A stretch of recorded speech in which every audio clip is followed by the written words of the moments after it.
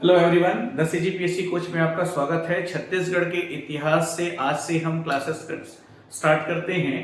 तो छत्तीसगढ़ के इतिहास के संदर्भ में विस्तार से हम बातचीत करने वाले हैं, जो कि आपकी मुख्य परीक्षा की पूरी तैयारी के साथ साथ प्रारंभिक परीक्षा की भी पूरी तैयारी को कंसिस्ट करेगा।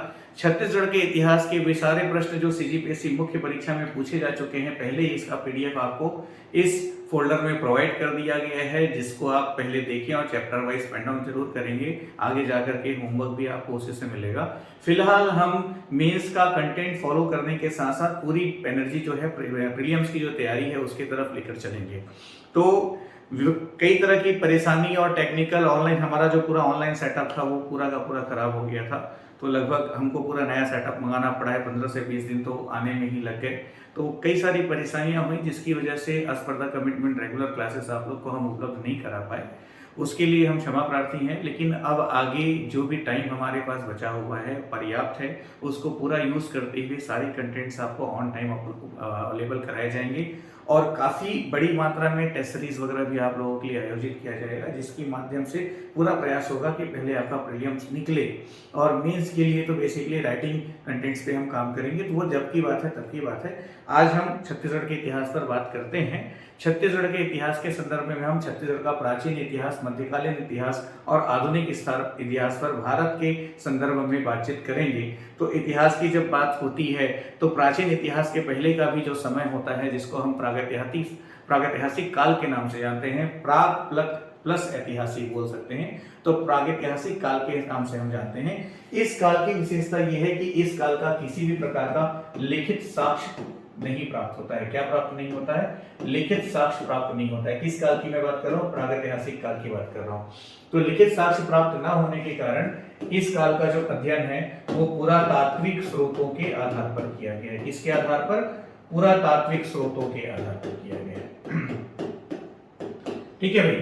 तो अभी आज का जो सेशन है उसमें हम प्रागैतिहासिक काल, वैदिक काल, महाकाव्य काल, महाजनपद काल, मौर्य वंश, सातवाहन वंश, गुप्त वंश और वकाटक वंश, इसना जो छत्तीसगढ़ वाला पार्ट है, इन सभी को साथ में लेते हुए छत्तीसगढ़ से संबंधित जो तथ्य हैं उसके ऊपर हम आज की क्लास में बातचीत करने वाले हैं। तो चलिए प्रागैतिहासिक काल से ही आज का कंटेंट प्रारंभ करते हैं। तो प्रागैतिहासिक काल मतलब प्राग प्लस ऐतिहासिक, कहने का मतलब ये है कि इस काल का लिखित साक्ष्य नहीं प्राप्त होता है। तो इस काल के बारे में जो भी जानकारी हमको मिलती है वो कहां से मिलती है? पुरातात्विक स्रोतों से मिलती है। और इस काल को प्रस्तर युग भी कहा जाता है। ध्यान दीजिएगा, इस काल को प्रस्तर युग भी कहा जाता है। कहने का मतलब ये है कि ये जो प्रस्तर है इसका मतलब होता है पाषाण। ठीक है, तो पाषाण काल भी कहा जाता है। पाषाण काल कहने का जो बहुत बड़ा कारण है वो ये है कि पत्थर के औजार, इस काल में जिस तरह के औजार का प्रयोग हुआ वो सभी पत्थर के औजार थे। और समय के साथ पत्थर के औजार के जो आकार हैं उसका जो धार है उसमें परिवर्तन होता रहा। इसलिए ये जो पाषाण काल है या जो प्रस्तर युग है वो पाषाण युग, मध्य पाषाण युग और उत्तर पाषाण युग और नव पाषाण युग, चार अलग अलग भागों में बढ़ जाता है। मध्य पाषाण युग का जो पूर्व पाषाण युग है, देखिएगा जो पूर्व पाषाण युग है, तो पूर्व पाषाण काल में पत्थर के औजार बड़े आकार में रहे और मध्य पाषाण काल में क्या हुआ, वही पत्थर के औजार थोड़े छोटे आकार में और धारदार हुए। उत्तर पाषाण काल में ये जो पत्थर के हथियार हैं वो ज्यादा तीव्र हुए और नवपाषाण काल में ये और ज्यादा तीव्र हुए। इस तरह से नवपाषाण काल में तो कृषि वगैरह का भी विकास हो गया था। तो इस तरह से पाषाण काल को हम चार अलग अलग भागों में बांटते हैं। पर यहाँ पे हम पाषाण काल के संदर्भ में छत्तीसगढ़ से जो साक्ष्य प्राप्त हुए हैं उसके बारे में बात करेंगे। तो पूर्व पाषाण काल के जो साक्ष्य हैं वो महानदी घाटी, ध्यान दीजिएगा महानदी घाटी, फिर सिंघनपुर की गुफा। सिंघनपुर कहाँ है? रायगढ़ में। तो सिंघनपुर की गुफा से मिला है हस्तचलित कुदाल, कुदारी मतलब जिससे मिट्टी वगैरह खोदा जाता है। बोतलदा की गुफा से जो साक्ष्य प्राप्त हुए हैं, जो पुरातात्विक साक्ष्य प्राप्त हुए हैं, ये सभी पूर्व पाषाण काल से संबंध रखते हैं। तो पूर्व पाषाण काल के साक्ष्य छत्तीसगढ़ में कहां से प्राप्त हुए हैं? महानदी घाटी, सिंघनपुर से हस्तचलित कुदाल और बोदलता की गुफा से हमको पूर्व पाषाण काल के साक्ष्य प्राप्त हुए हैं। देखिएगा महानदी घाटी, जैसे आप सिंधु घाटी की सभ्यता की बात करते हो तो वैसे ही छत्तीसगढ़ के संदर्भ में महानदी घाटी मतलब कि छत्तीसगढ़ की जीवनदायिनी नदी है महानदी। तो उसके चारों तरफ या उसके दोनों ओर जीवन का विकास हुआ, मनुष्य रहना प्रारंभ किया, तो प्राचीन काल में भी क्या होता था उस समय कि नदी के किनारे ऐसी जगह निवास करना चाहते थे मानव जो है जहां पर पानी की सुविधा हो, जहां पर जंगल हो, जानवरों का शिकार करके पेट भरा जा सके, छुपने के लिए बड़ी बड़ी गुफाएं हैं, पत्थर हैं, ऐसे स्थानों को वो खोजा करते थे। ठीक है, तो इसलिए महानदी घाटी कहा जाता है, इसको ध्यान रखिएगा। भारत के परिप्रेक्ष्य में वैसे सिंधु घाटी की सभ्यता वगैरह हम बात करेंगे भी जब इंडियन हिस्ट्री की क्लास होगी। मध्य पाषाण काल के साक्ष्य की बात करें तो मध्य पाषाण काल के साक्ष्य कवरा पहाड़ रायगढ़ से, कालीपुर गढ़चंदेला और गढ़धनोरा बस्तर से। ठीक है, ये जो 3 स्थान है ये बस्तर में है, यहाँ से इसके साक्ष्य प्राप्त हुए हैं। पूरे कंटेंट का पीडीएफ नोट्स भी आपको कोर्स के साथ प्रोवाइड किया जा रहा है, तो लेक्चर को फॉलो करने के साथ साथ नोट्स को पूरा रीड करना है और उस नोट्स के माध्यम से अकॉर्डिंग टू लेक्चर अपने लिए आपको खुद का नोट्स डेवलप करना है जिसको आप बड़ी आसानी से रिवीजन कर सकें। वैसे ही मध्य पाषाण काल की बात देखिएगा तो इस समय क्या हुआ, पत्थर के जो औजार है वो ज्यादा बेहतर हुए। ये लंबे और अर्धचंद्राकार आकार आकृति के औजार इस काल के मिलते हैं। इस काल का गहरा लाल रंग का छिपकली, घड़ियाल, सांभर के चित्र जो है कबरा पहाड़ से मिले हैं। तो कबरा पहाड़ से गहरे लाल रंग की छिपकली, घड़ियाल और सांभर के चित्र प्राप्त हुए हैं। ठीक है, मेंस में एक क्वेश्चन यहाँ पे आया हुआ है कि सिंघनपुर से जो पुरातात्विक स्रोत प्राप्त हुए हैं, जो शैल चित्र प्राप्त हुए हैं, उसकी विषय वस्तु क्या है ना। तो उसकी विषय वस्तु मानव आकृति वगैरह जो भी उसमें थी उसको मिला जुला करके 2 नंबर में आपको लिखना है। तो उसको आंसर करना बड़ा आसान है, पढ़ने का जो पैटर्न है वैसे ही होता है। उत्तर पाषाण काल के साक्ष्य की हम बात करें तो उत्तर पाषाण काल के साक्ष्य धनपुर, गौरेला, बेंड्रा, मरवाही, सिंघनपुर की गुफा और महानदी घाटी से ज्यामिति अलंकरण जो है ये प्राप्त हुए हैं, जो कि उत्तर पाषाण काल के से संदर्भ रखते हैं, उत्तर पाषाण काल के साक्ष्य हैं। ठीक है, अब इसमें देखिएगा नव पाषाण काल की हम बात करें तो नव पाषाण काल के संदर्भ में बालोद का जो अर्जुनी क्षेत्र है, ध्यान दीजिएगा, बालोद का जो अर्जुनी क्षेत्र है वहां से या राजनांदगांव का जो चितवा डोंगरी है, तो ये 2 स्थान है, बालोद का अर्जुनी और राजनांदगांव का चितवा डोंगरी और तीसरा रायगढ़ का टेरम। तो इन तीनों स्थान से नव पाषाण कालीन साक्ष्य प्राप्त हुए हैं। इस काल में कृषि वगैरह का विकास हो चुका था, मानव विकास क्रम तेजी से आगे बढ़ा था। ताम्रयुगीन साक्ष्य की बात की जाए तो ध्यान में रखिएगा छत्तीसगढ़ में किसी भी प्रकार का ताम्रयुगीन कोई भी साक्ष्य उपलब्ध नहीं है। तो छत्तीसगढ़ में ताम्रयुगीन कोई भी साक्ष्य उपलब्ध नहीं है, ध्यान में रखना है। लौह युगीन साक्ष्य की बात करें तो कवर्धा, राजनांदगांव तथा बालोद, वैसे भी कवर्धा, राजनांदगांव, कवर्धा क्षेत्र में लौह की प्राप्ति भी होती है। तो लौह युगीन साक्ष्य जो है कवर्धा, राजनांदगांव तथा बालोद क्षेत्र में प्राप्त हुए हैं, है ना। तो ये क्षेत्र आपका वैसे भी लौह वाला क्षेत्र है।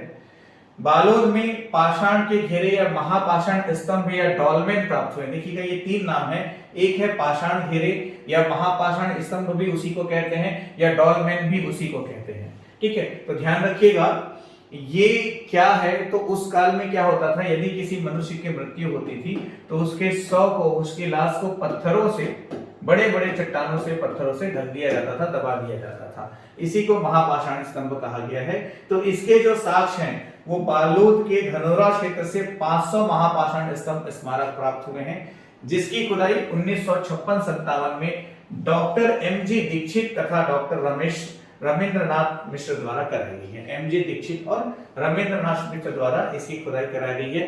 अब देखिएगा वनडे एग्जामिनेशन के परिप्रेक्ष्य में हम बात करें तो एक प्रश्न इस तरह का भी होता है कि एमजी दीक्षित या रमेंद्रनाथ मिश्र क्या थे, है ना।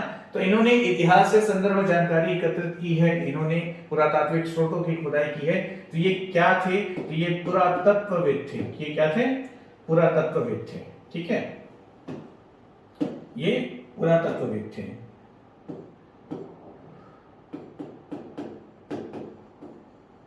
पुरातत्वविद थे।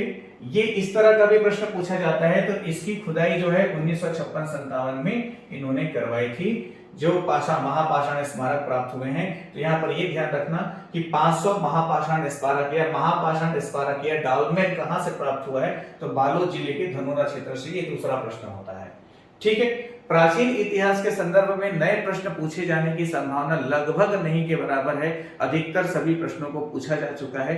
तो प्रीवियस ईयर आए हुए क्वेश्चंस को जो आप प्रैक्टिस करेंगे, सॉल्व करेंगे, वहां से प्राचीन इतिहास की तैयारी आपकी अपने आप हो जाती है। और मेंस की भी हम बात करें तो मेंस में प्राचीन इतिहास से अभी तक 3-4 प्रश्न ही पूछे गए हैं। तो मेंस में भी ज्यादातर प्रश्न आधुनिक इतिहास से होते हैं और कलचुरी और मराठा काल से होते हैं। तो यहाँ पर बहुत ज्यादा स्ट्रेस लेने की आवश्यकता नहीं है। एक एवरेज प्रिपरेशन करते हुए आगे बढ़ेंगे और जो छत्तीसगढ़ का आधुनिक इतिहास वगैरह है उस पर हम ज्यादा फोकस करें, ज्यादा स्टडी करें, ये आपके लिए ज्यादा आवश्यक है। चलिए इसी संदर्भ में आगे बढ़ते हैं। तो प्रागैतिहासिक काल के बाद हम बात करते हैं महाकाव्य काल की।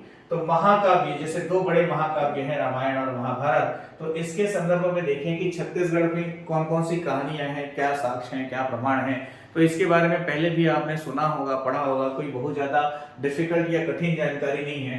पहले तो ध्यान दीजिएगा, कोसल ग्रंथ, रामायण काल की हम पहले बात कर रहे हैं। सबसे बड़ा महाकाव्य महाभारत को कहा जाता है, वैसे ही रामायण भी महाकाव्य है। तो रामायण काल की हम बात करें तो रामायण काल के संदर्भ में कोसल ग्रंथ, किताब का नाम है कोसल ग्रंथ। तो कोसल ग्रंथ से ये जानकारी मिलती है कि विंध्याचल पर्वत का जो दक्षिण क्षेत्र है, इस क्षेत्र में नागपतन राज्य का शासक था जिसका नाम था कौशल। विंध्याचल पर्वत के दक्षिण क्षेत्र में, तो छत्तीसगढ़ जो है विंध्याचल पर्वत के दक्षिण क्षेत्र में ही आता है। तो विंध्याचल पर्वत के दक्षिण क्षेत्र में नागपतन राज्य का शासक था कौशल। ठीक है, इसी के नाम के कारण छत्तीसगढ़ का जो क्षेत्र है वो कौशल क्षेत्र कहा जाने लगा। तो छत्तीसगढ़ का नाम जो है कौशल नाम से जाना जाने लगा। अब यहाँ पर देखिएगा, विंध्याचल पर्वत का दक्षिण भाग था तो कौशल वही आगे जाकर के दक्षिण कौशल हुआ। ठीक है, इस वंशावली में जो राज शासक कौशल था, उसकी वंशावली में कौशल ग्रंथ के अनुसार भानुमंत नाम का एक शासक था। भानुमंत नाम का एक शासक था। शासक जो था भानुमंत, उसकी पुत्री का नाम हुआ कौशल्या और कौशल्या का विवाह हुआ था अयोध्या के राजा दशरथ के साथ, जिनके राजा दशरथ के 4 पुत्र हुए थे, राम लक्ष्मण भरत शत्रुघ्न की बात होती है। तो भगवान राम के नाम से हम जानते भी हैं यहाँ पर। ये ध्यान रखिएगा कि भगवान राम जो हुए उनके 2 पुत्र हुए। एक पुत्र का नाम था लव और दूसरे पुत्र का नाम था कुश। ठीक है, तो लव कुश के बारे में जो जानकारी प्राप्त होती है, भगवान राम के समय में इस क्षेत्र को कौशल के नाम से जाना जाता था। तो राम के बाद यह जो क्षेत्र है वो लव और कुश को विभाजित हुआ। तो ये जो पूरा जो क्षेत्र है उत्तर अयोध्या के साथ छत्तीसगढ़ का दक्षिण क्षेत्र पूरा, ये 2 भागों में विभाजित हुआ। तो अयोध्या वाला जो क्षेत्र था वो उत्तर कौशल कहलाया और छत्तीसगढ़ वाला जो क्षेत्र था वो दक्षिण कौशल कहलाया। उत्तर कौशल, दक्षिण कौशल, ध्यान दीजिएगा, उत्तर कौशल, दक्षिण कौशल। ठीक है, तो दक्षिण कौशल का जो साम्राज्य है वो किसको प्राप्त हुआ? कुश को प्राप्त हुआ। दक्षिण कौशल का राजा कौन बना? कुश बना दक्षिण कौशल का राजा। ठीक है, इनकी राजधानी का जो नाम था वो क्या था? कुश स्थली। तो लव की राजधानी का नाम था श्रावस्ती और कुश की राजधानी का नाम था कुश स्थली। ठीक है भाई, इसलिए इस क्षेत्र का नाम जो है कुश स्थली, दक्षिण कौशल जो क्षेत्र है इसकी राजधानी क्या रही? कुश स्थली रही। इस राज्य का एक नाम कुश स्थली भी इसीलिए है, छत्तीसगढ़ का एक नाम। दक्षिण कौशल का जो उल्लेख है वो 18 पुराणों में से एक पुराण है वायु पुराण। तो वायु पुराण में दक्षिण कौशल का उल्लेख मिलता है। अब देखिएगा, सीजीपीएससी प्रारंभिक परीक्षा में एक प्रश्न आया हुआ है कि महानदी का उल्लेख किस पुराण में मिलता है? तो महानदी का उल्लेख जो है वायु पुराण में मिलता है। क्यों मिलता है? क्योंकि वायु पुराण में दक्षिण कौशल का उल्लेख है और दक्षिण कौशल की प्रमुख नदी ही है महानदी। तो निश्चित तौर पर दक्षिण कौशल का जहां उल्लेख होगा वहां पर महानदी का उल्लेख होगा। तो इस तरह से उस प्रश्न का सही उत्तर क्या हुआ? वायु पुराण हुआ। प्रीवियस ईयर आए हुए क्वेश्चंस को जब आप सॉल्व करेंगे तो ये क्वेश्चन आपको मिल जाएगा। अब हम महाभारत क्षेत्र की हम बात करें तो जो 5 पांडव हुए है ना भाई, 5 पांडव का नाम आप जानते हैं, युधिष्ठिर, नकुल, सहदेव, अर्जुन, भीम, है ना, जिनमें सबसे छोटे हुए सहदेव। तो सहदेव को इस क्षेत्र का राजा बनाया गया था। दक्षिण कौशल या कौशल क्षेत्र के शासक महाभारत काल में कौन बने थे? सहदेव बने थे। ठीक है, ये जानकारी मिलती है। महाभारत काल में बस्तर को कांतार या महाकांतार के नाम से जाना जाता था। महाभारत काल में इस क्षेत्र को प्राग कौशल के नाम से जाना जाता था। ये भी प्रश्न आया हुआ है। तो महाभारत काल के संदर्भ में बस्तर को कांतार या महाकांतार कहा जाता था, जबकि छत्तीसगढ़ को प्राग कौशल के नाम से जाना जाता था। इस काल में एक शासक हुआ मूर्ध्वज। तो मूर्ध्वज रतनपुर इसकी राजधानी थी। तो रतनपुर का नाम जो था उस समय मणिपुर था। तो महाभारत काल में जो बिलासपुर के पास वर्तमान में महामाया तीर्थ स्थल रतनपुर है, महाभारत काल में उसको मणिपुर के नाम से जाना जाता था और इसी के अंतर्गत छत्तीसगढ़ का पूरा साम्राज्य आता था। तो मणिपुर का शासक उस समय कौन था? मूर्ध्वज था। कौन था शासक? मूर्ध्वज था। तो यहाँ पे ये ध्यान रखिएगा, जैसे आया हुआ है कि महाभारत काल में आरंभ का शासक कौन था, तो आरंभ का शासक मूर्ध्वज ही हुआ। इस पूरे क्षेत्र का शासक कौन था? मूर्ध्वज था। और महाभारत काल के संदर्भ में जो सिरपुर है, ध्यान दीजिएगा, सिरपुर का नाम था चित्रांगदपुर। क्या नाम था? चित्रांगदपुर सिरपुर का नाम था। और ये किसकी राजधानी थी? प्रमाण मिलता है कि जो अर्जुन हुए 5 पांडवों में से, उनके पुत्र का नाम हुआ बभ्रुवाहन। तो बभ्रुवाहन की राजधानी थी सिरपुर, जिसका उस समय नाम था चित्रांगदपुर। ये भी इतिहास के संदर्भ में जानकारी हुई। महाभारत काल में कुछ ऐसे स्थान हैं जिसको ध्यान में रखना परीक्षा के दृष्टिकोण से महत्वपूर्ण है। ऋषभ तीर्थ जिला शक्ति के अंतर्गत, जो कि पहले जांजगीर चांपा जिले में आता था, तो अभी नए जिलों का राजपत्र में प्रकाशन हुआ नहीं, पर घोषणा हो चुकी है। तो महाभारत कालीन स्तर की हम बात करें तो ऋषभ तीर्थ हुआ, यहाँ पर महाभारत कालीन साक्ष्य प्राप्त हुए हैं। वैसे ही महासमुंद जिले के अंतर्गत खल्लारी क्षेत्र में लाक्षागृह के साक्ष्य प्राप्त हुए हैं। सिरपुर को चित्रांगदपुर के नाम से जाना जाता था महाभारत काल में। मुंगेली में पांडवानी तालाब जो है महाभारत कालीन साक्ष्य के रूप में जाना जाता है। पुजारी कांकेर में पांडव पर्वत जो है बीजापुर क्षेत्र में, ये भी आपका महाभारत काल के संदर्भ में एक प्रमाण है हमारे पास। और सकल नारायणपुर गुफा जो है बीजापुर जिले में, ये भी महाभारत काल से संबंध रखता है, उसके बारे में साक्ष्य प्रस्तुत करता है। तो ये तो हुई रामायण काल की बात, महाभारत काल की बात। ध्यान रखिएगा, स्टोरी सुनना ही पर्याप्त है। यहाँ पे बहुत ज्यादा जटिलता नहीं है, आपको बहुत ज्यादा लोड नहीं लेना है, बड़ी आसानी से हल्का फुल्का बातचीत करते हुए हम यहाँ से आगे बढ़ जाएंगे। अब देखिएगा, यहाँ पर हमने आपको ये बताने का प्रयास किया है कि पांचों संभाग के संदर्भ में हम थोड़ी सी जानकारी एकत्र करें, देखें तो कौन कौन से ऐसे स्थान है जहां पर महाभारत कालीन साक्ष्य हमको प्राप्त होते हैं। ठीक है, रामायण काल महाभारत काल के जो साक्ष्य प्राप्त होते हैं उसको हमने डिवाइड कर रखा है पांचों संभाग में। तो ये आपका सरगुजा संभाग हुआ, फिर आपका बिलासपुर संभाग है, फिर आपका रायपुर एवं दुर्ग संभाग है, फिर आपका बस्तर संभाग है। ठीक है, तो इसी में हम बात करते हैं सरगुजा संभाग के अंतर्गत। हम देखें तो सरगुजा संभाग में मनेन्द्रगढ़, जो कि पहले कोरिया जिले में था, यहाँ पर सीतामढ़ी क्षेत्र है, हर चौका है, सीता रसोई क्षेत्र है। ये रामायण काल महाभारत काल या महाकाव्य काल के साक्ष्य प्रस्तुत करता है। सरगुजा का जो रामगढ़ की पहाड़ी है, सरगुजा में जो रामगढ़ की पहाड़ी है, यहाँ से सीता बेंगरा, लक्ष्मण बेंगरा, किष्किंधा पर्वत, हाथी खूज, ये चारों स्थान जो है रामायण काल से संदर्भ रखते हैं, रामायण काल के साक्ष्य प्रस्तुत करते हैं। वैसे ही सूरजपुर से हम देखें तो सीता लेखनी हुआ, सीता कुंड हुआ, ये सभी महाभारत काल के संदर्भ में महत्वपूर्ण हो जाता है। ठीक है, बिलासपुर संभाग में हम देखें तो खरौद, खरौद मतलब यहाँ पर जो है राम द्वारा खर एवं दूषण का वध किया गया। खर और दूषण दो अलग अलग राक्षसों के नाम है जिनको भगवान राम ने मारा था। खरौद क्षेत्र में इस बात का वर्णन मिलता है। और सिबरी नारायण, जहां पर भगवान राम ने सबरी के झूठे बेर वगैरह खाए थे, जांजगीर चांपा क्षेत्र में, उसका प्रमाण यहाँ पर मिलता है। रायपुर संभाग की हम बात करें तो रायपुर संभाग से आपका बलौदा बाजार, बलौदा बाजार में तुरतुरिया, ये बहुत महत्वपूर्ण जानकारी है, ध्यान में रखिएगा। तुरतुरिया, यहाँ पर महर्षि वाल्मीकि का आश्रम था। तुरतुरिया नामक क्षेत्र में महर्षि वाल्मीकि का आश्रम था। बाद में माता सीता का निवास यहीं रहा। लव कुश का पालन पोषण शिक्षा दीक्षा जो है महर्षि वाल्मीकि द्वारा इसी आश्रम में हुआ है। रायपुर का जो चंदपुरी क्षेत्र है, वहां पर धमतरी का जो सिहावा पर्वत है ना, सिहावा पर्वत में महर्षि श्रृंगी ऋषि आश्रम है।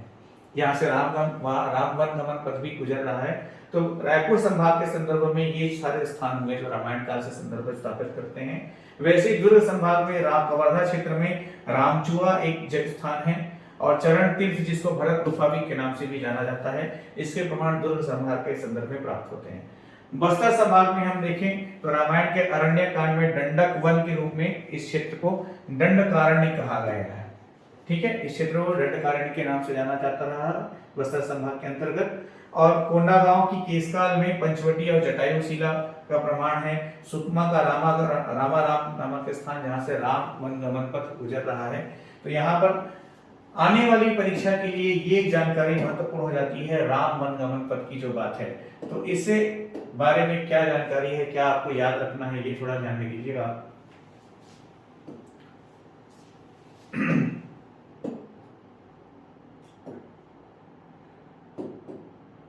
राम वनगमन पथ के बाद में हम देखें तो देखिएगा मनेन्द्रगढ़, ठीक है, मनेन्द्रगढ़ कोरिया से सुकमा तक, मनेन्द्रगढ़ से सुकमा तक राम वनगमन पथ जो है उत्तर छत्तीसगढ़ से दक्षिण छत्तीसगढ़ तक है और इसकी जो कुल लंबाई है वो 2260 किलोमीटर है, 2260 किलोमीटर है। 9 स्थानों से ये होकर गुजरेगा, 9 प्रमुख स्थान हैं जो उस काल के संदर्भ में साक्ष्य रखते हैं।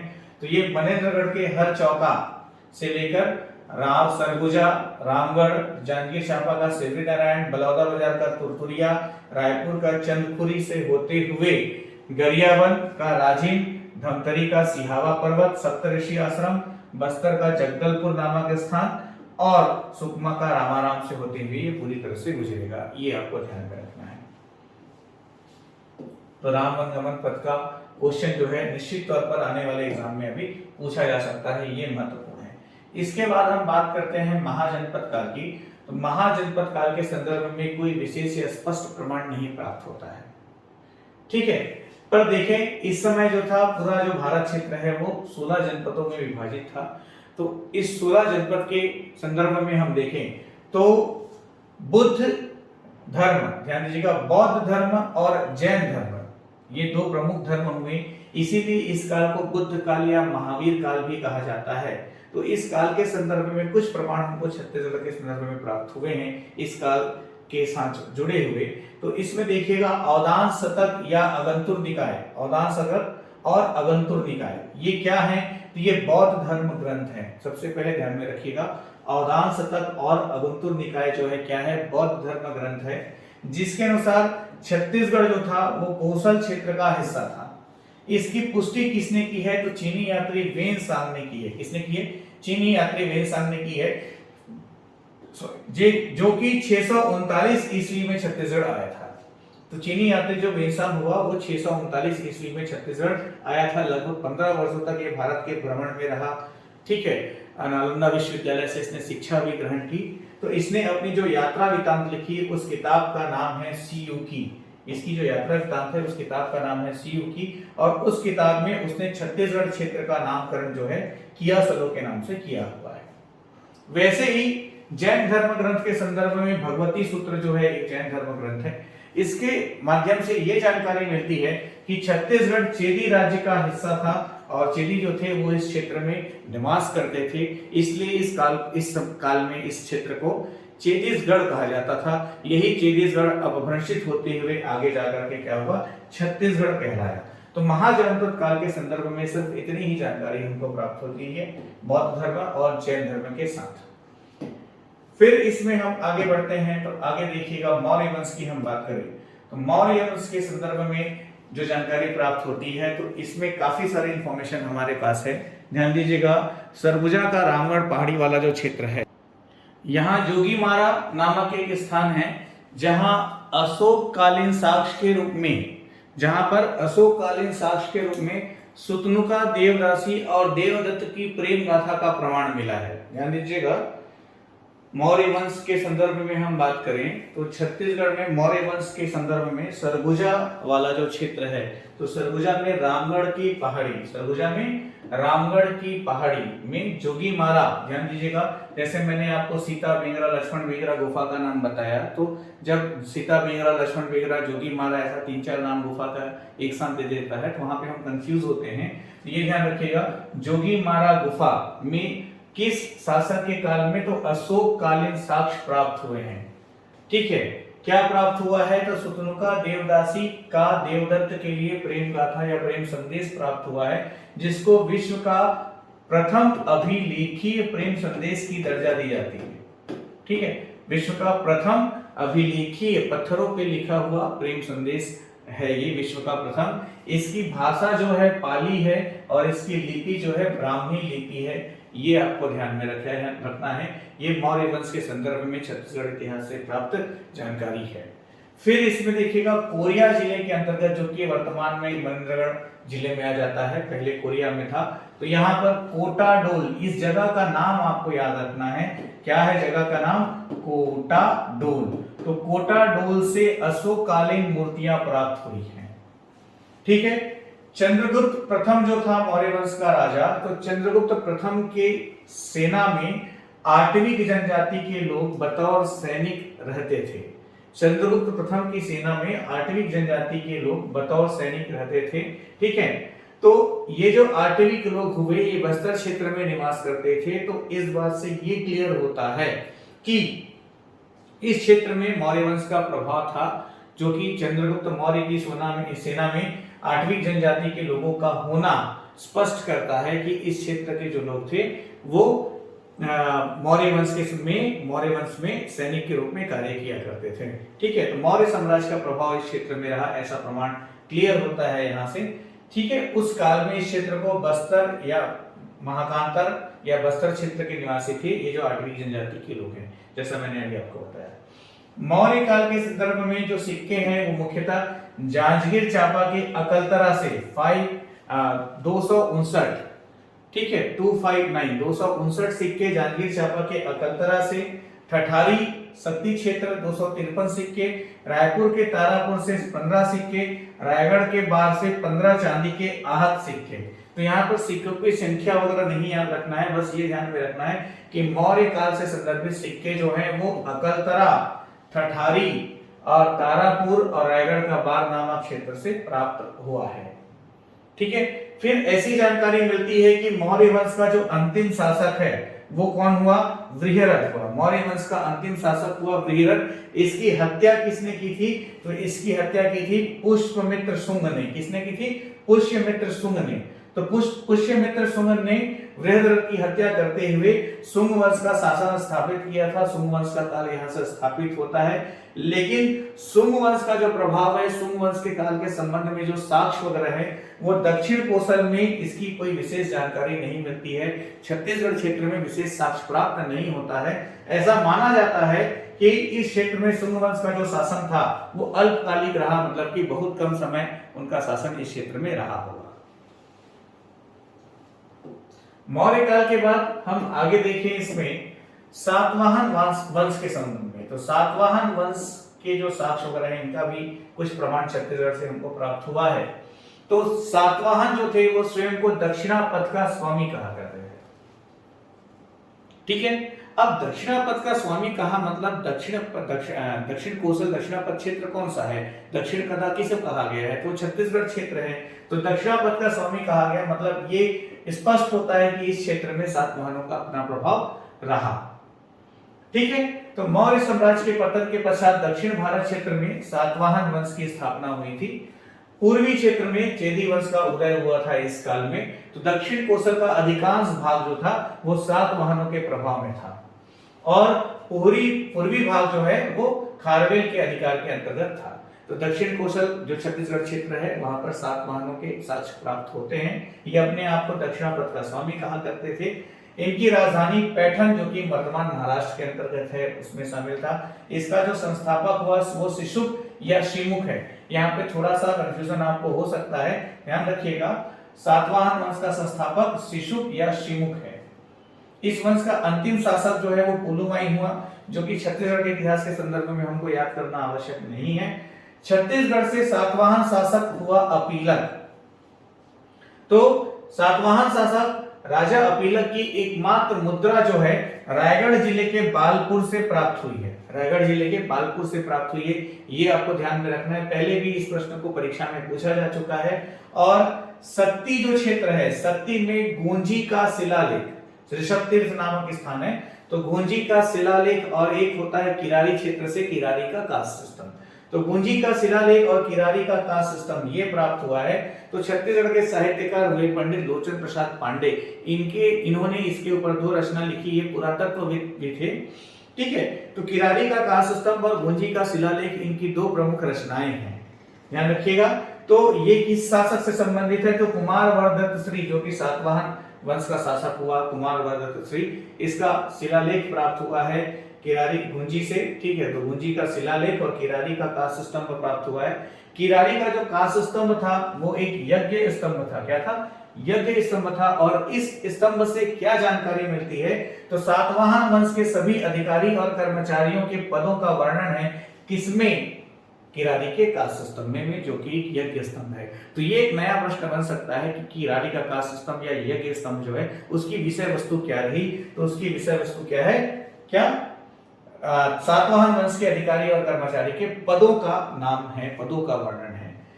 तांबे के आयताकार सिक्के सातवाहन वंश के संदर्भ में प्राप्त हुए हैं, जिसमें एक ओर हाथी और दूसरी ओर स्त्री या नाग का चिन्ह अंकित था।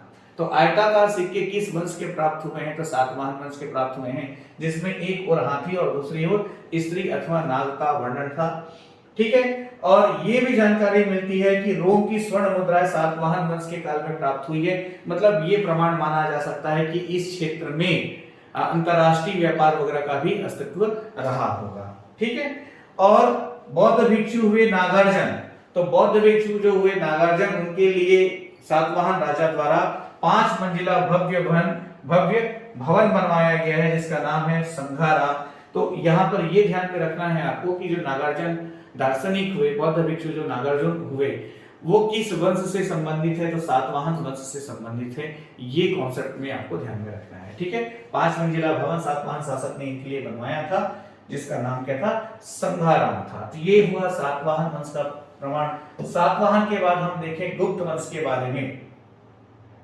तो जो भी साक्ष्य और स्रोत हमारे पास उपलब्ध है, जो भी किताबों के माध्यम से जानकारी मिलती है गुप्त वंश के संदर्भ में, तो इसमें देखते हैं गुप्त वंश के शासक हुए एक समुद्रगुप्त। समुद्रगुप्त के दरबारी कवि हुए हरिसेन। ध्यान रखिएगा, समुद्रगुप्त के दरबारी कवि हुए हरिसेन। तो समुद्रगुप्त के जो कवि हुए हरिसेन, इनकी एक रचना है प्रयाग प्रशस्ति। तो इसको समुद्रगुप्त की प्रयाग प्रशस्ति ऐसा कहा जाता है।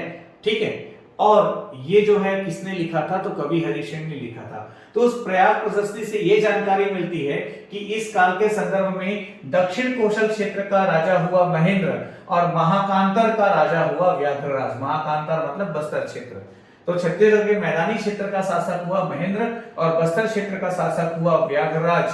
तो प्रयाग प्रशस्ति के अनुसार समुद्रगुप्त ने इन दोनों को अपने दक्षिण विजय अभियान के अंतर्गत, कौन सा अभियान के अंतर्गत, दक्षिण विजय अभियान के अंतर्गत, ध्यान रखिएगा, तो दक्षिण विजय अभियान के अंतर्गत इन दोनों को उन्होंने पराजित किया था, पर उसके क्षेत्र को अपने साम्राज्य में शामिल उन्होंने नहीं किया था।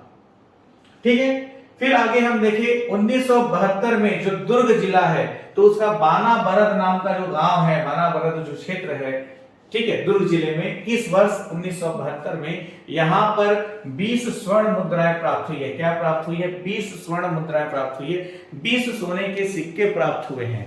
ठीक है, और जिनमें से 9 सिक्के ऐसे रहे जिसमें एक समुद्रगुप्त का है कांच का, और एक कुमारगुप्त का है, और 7 सिक्के जो है चंद्रगुप्त विक्रमादित्य के हैं, 20 में से 9। तो ये सारी बातें इस बात का समर्थन करते हैं कि इस क्षेत्र में मौर्य वंश का भी प्रभाव रहा, गुप्त वंश का भी प्रभाव रहा, इस बात का समर्थन करते हैं। तो ये जो सारे साक्ष्य हैं वो गुप्त वंश के संदर्भ में रहे। डॉक्टर विष्णु सिंह ठाकुर के अनुसार 5वीं सदी में आरंग से रजत जड़ी तांबे के सिक्के प्राप्त हुए हैं, जिस पर परम भगवत महाराजाधिराज श्री कुमार गुप्त महेंद्रादित्य लिखा हुआ है। तो कुमार गुप्त जो हुए गुप्त वंश के शासक हुए, तो ये प्रमाण भी गुप्त वंश के समर्थन को, गुप्त वंश के शासन को स्पष्ट करता है, गुप्त वंश के शासन का समर्थन करता है, प्रभाव का समर्थन करता है। छत्तीसगढ़ क्षेत्र में रायपुर के पिटाईवल्द में कुमार गुप्त व स्कंद गुप्त के 40 सिक्के प्राप्त हुए हैं।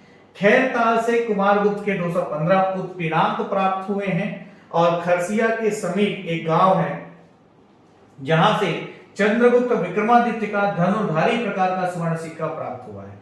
धनुर्धारी प्रकार का स्वर्ण सिक्का प्राप्त हुआ है। तो ये सारे साक्ष्य हमको प्राप्त होते हैं छत्तीसगढ़ में गुप्त वंश के संदर्भ में, छत्तीसगढ़ के इतिहास में। और गुप्त वंश के बाद हम देखें तो वाकाटक वंश है, और इसके बाद हम छत्तीसगढ़ के स्थानीय राजवंश के ऊपर अगली क्लास में चर्चा करेंगे।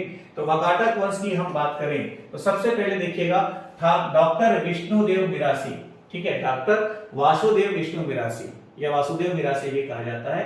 तो इनके अनुसार ये जानकारी प्राप्त होती है कि वाकाटक शासक हुआ, वाकाटक नरेश हुआ, वाकाटक शासक हुआ प्रवर सेन प्रथम। कौन हुआ, प्रवर सेन प्रथम।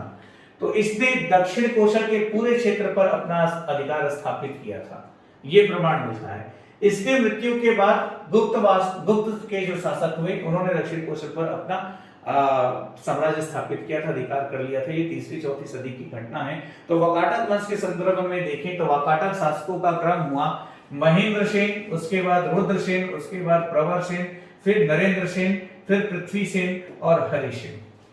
ठीक है, तो पृथ्वी सेन प्रथम, प्रवर सेन प्रथम के बारे में अभी हमने आपको बताया। तो यहां पर देखिएगा वाकाटक वंश के ही काल में, वाकाटक वंश के संदर्भ में छत्तीसगढ़ क्षेत्र में कालिदास का आगमन हुआ था। किसका आगमन हुआ था? कालिदास का आगमन हुआ था, जो कि उस काल में चंद्रगुप्त के दरबारी कवि थे। तो कालिदास चंद्रगुप्त के दरबारी कवि थे। कालिदास का आगमन हुआ था वाकाटक वंश के संदर्भ में, वाकाटक वंश के काल में छत्तीसगढ़ में, और इन्होंने सरगुजा क्षेत्र से प्रवेश किया था। इन्होंने सरगुजा क्षेत्र से छत्तीसगढ़ में प्रवेश किया था। इसलिए छत्तीसगढ़ को, इसलिए सरगुजा को छत्तीसगढ़ का स्वर्ग का द्वार कहा जाता है। क्या रखिएगा? सरगुजा को छत्तीसगढ़ का स्वर्ग का द्वार कहा जाता है। स्वर्ग का द्वार की संज्ञा दी गई है। ठीक है, कालिदास जी ने रामगढ़ पहाड़ी पर अपनी प्रसिद्ध रचना मेघदूतम की रचना की है। तो मेघदूतम की रचना रामगढ़ की पहाड़ी पर कवि कालिदास द्वारा की गई, और के आगमन की वजह से ही सरगुजा को स्वर्ग का द्वार कहा गया। छत्तीसगढ़ का स्वर्ग का द्वार क्या है पूछा जाए तो सरगुजा है। ये प्रश्न का उत्तर है, ध्यान रखिएगा। ठीक है, रिद्धिपुर ताम्रपत्र से कुछ जानकारी मिलती है। जानकारी कुछ ऐसी है कि नलवंशी शासक हुआ भवदत्त वर्मा। नलवंश छत्तीसगढ़ का स्थानीय राजवंश हुआ, शासक हुआ भवदत्त वर्मा। इसने क्या किया था? नरेंद्र सेन की राजधानी नंदीवर्धन, जो कि वर्तमान में नागपुर के नाम से जाना जाता है, तो भवदत्त वर्मा ने क्या किया था? नरेंद्र सेन वाकाटक शासक हुआ। प्रवर सेन ने पूरे दक्षिण कोसल क्षेत्र पर अधिकार स्थापित किया। फिर धीरे धीरे कम हो गया वर्चस्व। तो छत्तीसगढ़ क्षेत्र में नलवंशी शासक हुआ भवदत्त वर्मा।